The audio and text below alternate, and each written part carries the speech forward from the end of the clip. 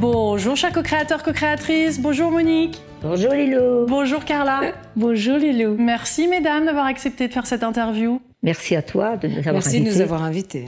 Je veux tout savoir sur votre rencontre, à toutes les deux. Monique, je te connais parce que je t'ai interviewée plusieurs fois sur ton livre Les ombres me parlent et puis ici Récits d'âme. Carla Bruni, tu as fait la préface de ce dernier livre de Monique. Vous vous connaissez depuis un certain temps? Absolument. Quelques années. On se connaît depuis plusieurs années et j'ai fait la préface parce qu'en fait j'adore ce livre. Et voilà, Monique m'a demandé, enfin je lui ai proposé en vérité. On en a parlé toutes les deux. On en a parlé, voilà. Oui, c'est venu assez spontanément. Oui. Mais moi je suis pas écrivain du tout, mais en revanche je suis passionnée de Monique. Ouais, il y a une amitié qui s'est tissée, on sent beaucoup d'amour entre vous deux. Exactement, une vraie amitié. Oui. Et c'est venu tout de suite, cette rencontre, c'était comme une évidence, parce que toi, Monique, tu nous en parles de ces rencontres que tu fais avec les nombreuses personnes qui viennent te voir. Est-ce que c'était, avec Carla, ça a été la même chose? C'était autre chose. Il n'y a pas de hasard. Il n'y a jamais de hasard. Non, c'était autre chose, c'était profond tout de suite, je ne sais pas pourquoi. C'est vrai, peut-être qu'on se connaissait avant. Je me suis dit ça, je ne sais pas. Et on a sympathisé, mais à l'instant T. Exactement. Ce qui n'est pas évident, hein, toujours. Exactement. Surtout que Carla m'avait caché son nom d'identité. Son nom. Elle m'avait fait un petit rendez-vous avec un prénom autre. Oui, donc et là, tout de suite, deviner. quand toi, tu te branches comme ça en séance avec quelqu'un en contact médiumnique, est-ce que tu as tout de suite les infos qui te viennent? Est-ce que tu te conditionnes avant? Ou là, tout de suite, tu as vu Carla qui est arrivée et là, clac, tu as eu des infos qui sont arrivées? Comment ça se passe pour toi? Ça dépend une personne, etc. C'est tout de suite ou pas. Tu sais, je fais une numérologie, je calcule qui est qui, etc. Avec les nombres, avec les lettres, etc. Et c'est comme ça que je m'imprègne de la personne en face de moi. Ouais. Voilà. Et j'ai dû avoir, si je me souviens plus, tu sais, moi, après, j'ai dû avoir quelqu'un rapidement. Ouais. Je suis pas sûre parce que, en fait, comme c'est quelque chose qui vient spontanément. Ouais. Après, moi, c'est terminé. Oui, oui. C'est pour ça, tu m'as dit des choses que personne ne pouvait savoir. Bien sûr. Et je ne sais plus lesquelles. Mais je veux dire, comment on en vient à ça, Carla? Comment tu as décidé d'aller voir Monique? Parce que c'est quand même une démarche personnelle. Il y a beaucoup de personnes qui le font, même qui sont connues, et ils n'en parlent pas. Toi, tu viens de faire une préface. J'ai pas vraiment décidé. J'ai eu un rêve curieux.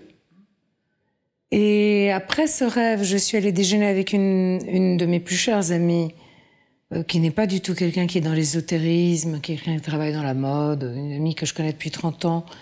Et la première chose qu'elle m'a dit, elle m'a parlé soudainement de Monique à ce déjeuner, sans que je lui ai raconté rien de ce rêve. Par ailleurs, moi, j'ai fait 17 ans de thérapie psychanalytique, donc pour moi, les rêves, c'est pas un truc magique. Oui. Mais c'est l'expression de notre inconscient et de nos frustrations, de nos désirs, de nos bonheurs. Ça vient résoudre quelque chose et ce n'est pas un apport magique de l'extérieur. Et donc ce rêve qui m'avait indiqué de chercher un médium, quand je suis allée déjeuner avec cette amie quelques heures après le rêve, elle m'a dit « Je connais cet incroyable médium ». Donc j'ai été étonnée parce que j'ai 55 ans et je n'avais vu une fois, parce que quelqu'un de ma famille était très malade. À 23 ans, j'avais vu une voyante, une médium, une seule fois qui m'a d'ailleurs dit tout ce qui s'est passé pour cette personne malade, dans les détails. Mais rien sur moi, parce que j'étais venue pour une personne malade. C'est pas vraiment dans mon tempérament. De vouloir connaître l'avenir ou là, c'est vraiment plus par rapport à ce rêve qui s'est produit? Oui, donc en fait, à partir de ce rêve et de cette amie avec laquelle j'ai déjeuné, j'ai très vite pris rendez-vous avec Monique, sans même y penser, comme si c'était une chose logique à faire. Voilà, parce que c'est ce que Carl Jung... Alors que c'est pas du tout mon truc. D'ailleurs, Carl Jung parlait des synchronicités. C'est ça, deux événements qui paraissent complètement dissociés. D'un seul coup, tu as cette information alors que tu en rêvais avant. Donc, boum, c'est vrai que dans l'esprit... Très étrange. Quand même. Donc, à la fin, voilà, j'ai pris rendez-vous avec Monique très vite, sous pseudonyme, c'est vrai. Mais je fais ça toujours, je prends tous mes rendez-vous sous pseudonyme. Ça me facilite la vie et ça me permet de voir aussi comme ça les gens comme ils sont normalement. Et voilà, et quand je suis arrivée chez Monique, elle m'a reconnue. Oui. Mais le fait est que ce qu'elle m'a dit, personne ne le sait. Donc c'est pas sur ma fiche Wikipédia. Ouais. Et ça surprend. Ah oui, ça surprend, ça fait plaisir. Ouais, et cette intimité, justement, parce qu'on sent ce lien, cette rencontre que vous avez, enfin, ce lien que vous avez entre vous, je suppose que c'est pas évident non plus quand on est connu par tous d'avoir cette intimité-là, cette proximité, ce dévoilement, les choses qu'elle a vues, Monique, je suppose. Ça, quand même, ça crée un lien qui est fort. Presque immédiat. C'est le don de Monique qui a créé le lien entre nous. Non, c'était tellement spontané. On est très facilement ensemble. On a dû se vouvoyer 10 minutes. Et d'un seul coup, voilà. C'est vrai que c'est passionnant, le don de Monique. Il est passionnant à observer, passionnant à connaître. À expérimenter aussi. Expérimenter, oui. Mais moi, j'ai vite vu que c'était pas quelque chose qu'il fallait réitérer. C'est quelque chose de très précieux, de très hasardeux, de très subtil. Donc, ma relation avec Monique, elle est bien au-delà de son don, même si je trouve son don fascinant. Mais parce que sinon, on n'en parle pratiquement jamais. On n'en parle jamais. On parle de tout sauf de mon don. Ça a été une excuse à votre rencontre, finalement. Voilà. Oui, c'est fou, hein. On le sent. C'est beau, ça c'est palpable. Oui, c'est fou parce que l'amour, parce que bon, Monique, tu côtoies, enfin tu rencontres beaucoup de monde, c'est vrai. Beaucoup. On peut dire que, je veux dire, entre les morts, parce que tu parles de mort dans ce livre aussi, tu parles de ces rencontres, de ces connexions que tu as avec certains défunts, les guérisons, tes mains qui brûlent, qui chauffent, qui se creusent. Le regard aussi, je ne sais pas si elle t'a fait cette guérison à travers le regard et elle plonge à l'intérieur de la personne. Quand tu fais du magnétisme où tu me dis je m'endors. Ça m'endort, Carla. C'est magnifique. Ouais, oui. Et donc ce lien que tu as avec cette proximité, je veux dire, ces informations que tu reçois, elles viennent naturellement à toi de naissance. Ça c'est quelque chose, tu es médium de naissance finalement. Oui, de naissance, bon, enfin. Je n'ai pas eu tout de suite, mais je pense que vers 7-8 ans, je ne savais pas ce que j'avais. Je voyais les choses, je n'osais pas trop en parler, on ne sait pas ce que c'est en fait. Ouais. C'est même dérangeant, hein. Tu en parles quand des fois tu arrives dans une salle d'attente et tu vois que la personne a un souci, tu la scannes et tu te rends compte que, si je vois que la personne a une tumeur. Oui, c'est vrai. C'est dérangeant, non? Ça me dérange très souvent et de plus en plus, je veux dire, parce que malheureusement, en ce moment, je vois beaucoup de catastrophes plus que de jolies choses. Bien sûr. Comment tu vois la mort, Monique? Comment je vois la mort? Comment je vois la mort? Notre propre mort? Oui, la mort, oui. Douce, paisible. Je vais dire, moi, par exemple, je n'ai pas peur de la mort du tout. Non, tu dis d'ailleurs dans le livre, mais quand est-ce qu'ils viennent me chercher? Je suis prête. Oui, j'ai l'impression que tu es prête Oui, je suis prête. Je leur parle. Aujourd'hui, combien de jours encore? Ça ne me fait rien du tout. Je ne veux pas dire que je suis heureuse parce que la mort, ça fait peur de laisser. Naturel. On laisse les enfants. Plus facile à dire. Mais c'est comme si Monique avait une antenne. Oui, les gens morts lui parlent tout le temps, c'est rassurant. Oui. On voit bien qu'ils sont quelque part. Oui, c'est ça. Sinon, ils ne se connecteraient pas. C'est pas dans notre pensée qu'ils sont. Ouais. Non. Oui. Puisqu'ils voient des choses dont nous, on ne sait rien. Donc, ça signifie qu'il y a un autre monde et c'est là où on va. Et c'est là où c'est doux. Je crois que c'est ici où c'est dur. Oui, c'est ça. Ouais. Dans la préface, tu mets à ceux qui y croient et à ceux qui n'y croient pas. J'ai beaucoup aimé de dissocier parce qu'en effet, c'est le cas, non? Il y a beaucoup de gens qui y croient, beaucoup de gens qui n'y croient pas. Ouais. Il y a beaucoup de gens qui ont peur. Qui ont peur, voilà, c'est ce que je voulais dire. Qui y croient, qui n'osent pas venir. Qu'ils y croient. Mais je comprends qu'on en ait peur. Mais moi, je suis quelqu'un qui aime étudier les choses. Mais donc, il y a des gens qui aiment vivre sans étudier les choses et en vivant, tout simplement. Moi, ma manière de vivre, c'est d'étudier les choses. Donc, je trouve ça fascinant, le don de Monique. Mais c'est pas la base de notre amitié. Non, pas du tout. Oui, je comprends bien.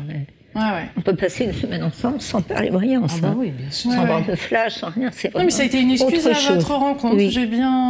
Je sens bien ça. T'as bien formulé. Oui, c'est merveilleux.